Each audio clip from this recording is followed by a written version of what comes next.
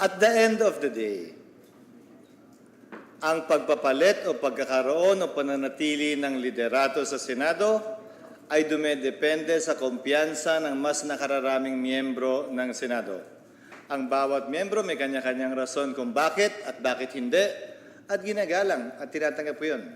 Gaya ng sabi ko kanina, walang team ko, team mo, team niya.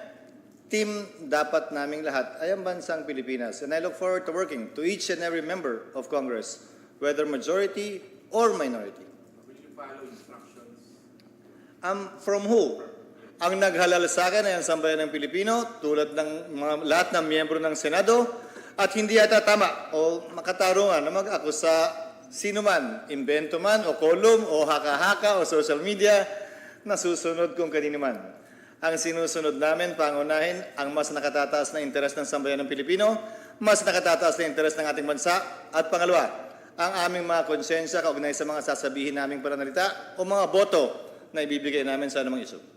Sir, under your leadership po, Bigyan mo natin. Bigyan mo natin. Yes. We will discuss it on the part of the majority, but you know my position. And I have no plans of changing my position.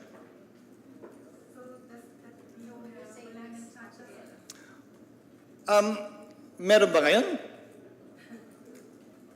Meron ba ngayon? Again, we will discuss it on the part of the majority. And I think I was one of the more vocal ones during that time. So I don't see any reason why there should be concerns about that.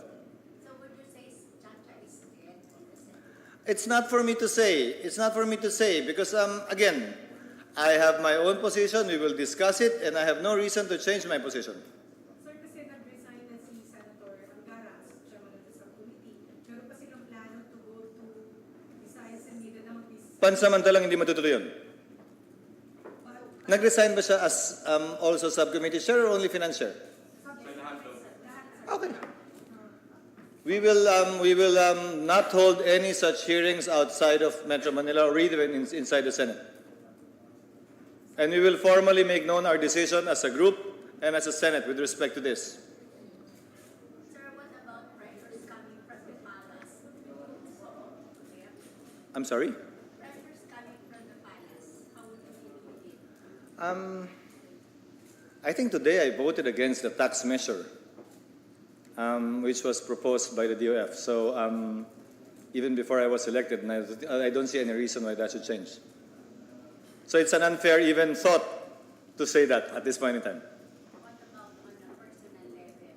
If it would be involving the president? Malapit ako kay Pangulong Noynoy Aquino. Hindi kami nagkasundo sa maraming bagay dahil alam niya may trabaho ko bilang senador noong panahon yon.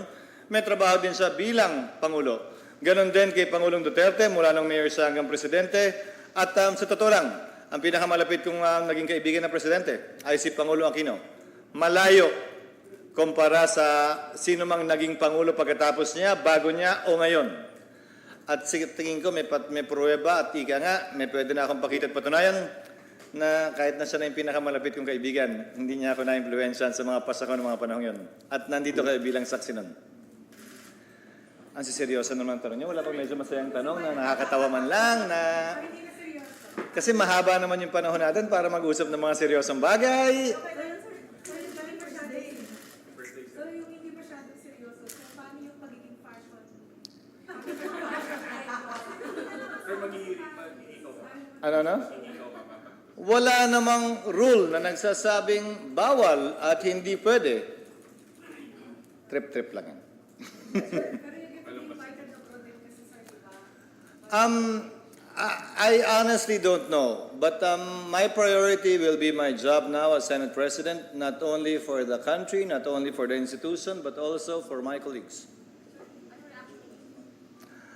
Actually, hindi pa namin napag-uusapan kasi pati siya parang nagulat na sabi ko lang kanina mga bandang late morning na baka na kung pwede, umali-aligid ka na lang muna sa lugar at baka. So hindi naman nalaman na you'll be the next. Tulad ng anumang eleksyon, hanggat hindi pa natatapos ang aktual na botohan at ikaw ay napoproklama, ika nga, hindi pa tapos ang anumang eleksyon. So nalaman ko, matapos kong sumumpa. Pero kailan nahihirap na pwede kang pumalit? Bawat oras naman may pag-asa. Ikaw naman, hindi lang ako, siguro kahit yung iba ngayon, bahagi ng pagkakaroon ng pag-asa yan. Subalit hanggat hindi natapos, hindi ako naniwala, bagaman nanampalataya ako. Sabi nila si Senator Subiri ay consensus builder. What would be your leadership style? As I said earlier, walang team ko, team niya, team namin, walang majority-minority, nag-iisa kami Senado at yun ang pananaw ko. Ang tanging kulay na dapat dinadala namin, mga kulay ng bandila, at dapat gabayan kami sa anumang sasabihin namin ng bandilang nasa harap namin tuwing magsasalita at boboto kami sa plenaryo ng Senado. Pero sir, paano na po yung plano palitan si SB? Ulitin ko, question ng kumpiyansa to at hindi para sa akin sa panahong ito. Sabihin ko anong rason ng bawat isa. Bawat isa may kanya-kanyang rason. At mas gusto kong pag-usapan kung anong mga marapat natin gawin. At hindi ko anumang maaaring sakit o pagkagulat o tampo ng ilan o ng iba, kaugnay ng bagay na yan. Matapos ang halalan, palagi kong sinasabi, tapos na dapat yon. Dapat umabante na tayo sa ngalan ng pananilbihan ng sambayanan. At yun din naman ang sinabi ni Senate President Subiri bago siya nagbitiw. Speaking of mga priority, Priority namin? Ano na? priority should be by the Senate. Actually, titingnan muna namin kung ano yung mga nakabinbin dahil 2 araw na lamang tayo. Wala kaming pwedeng simulan na matatapos namin bago kami mag-adjourn sa loob ng 2 araw. So, unahin namin yung mga ika nga ni Senate President Zubiri na itanim na pwede nang matapos ngayon. At maski siya, nung kami nag-usap, sabi niya, nais niyang i-prioritize yung procurement law na sila ang nag-shepherd, siya nag-shepherd, kaya pinakiusapan ko si Senator Angara na bagaman nagbitiw siya, ay kung maaari, baby naman yan, na siya magpatuloy na mag-sponsor at magtapos. Saan ang magiging finance chair mo since yung budget? I-elect naman yan sa plenaryo. Wala pa, mag-adjourn pa kami. Kung matagal pa yan. Hindi pa coming yung budget. Hindi pa nga nasusumiti sa... Ang budget call is in February. So, February ang budget call. Submission ng budget supposedly is SONA. And I hope the budget will be submitted in time with the President's SONA so that we'd have enough time to go over it. So hindi na nakahintay, 2 araw na lang, magbe-break na para hindi mo pwede sa susunod na Anong gusto mong sagot sa tanong na yan? Kailangan na. Hindi question ng kailangan. Gaya ng sabi ko kanina. Ang sino mang Senate President na nilbihan habang may kumpiyansa siya ng mayoriya ng mga miyembro. Pwede mangyari yan sa akin din. Mamaya, bukas, makalawa, wala namang pinipiling araw yon. Ang araw lang ang pinipili, araw ng sesyon. Hindi mo pwedeng gawin yan ng Sabado at Linggo. So walang parang solid na isang reason na bakit kanya-kanya kayo ng baliwala. Kanya-kanya ng paniniwala at ulitin ko, huwag na nating ungkatin. Kung gusto mong ungkatin yung mga masasakit na mga nakaraan, manood ka na lang ng teleserye. At dito, mas nais kong pag-usapan ang mga susunod pa nating pwedeng hakbangin para mapagkaisaan at maisulong. Sir, kanina ipinig ni Subiri yung pagiging independent ng pamamahala niya. Kayo po, mas magiging independent po.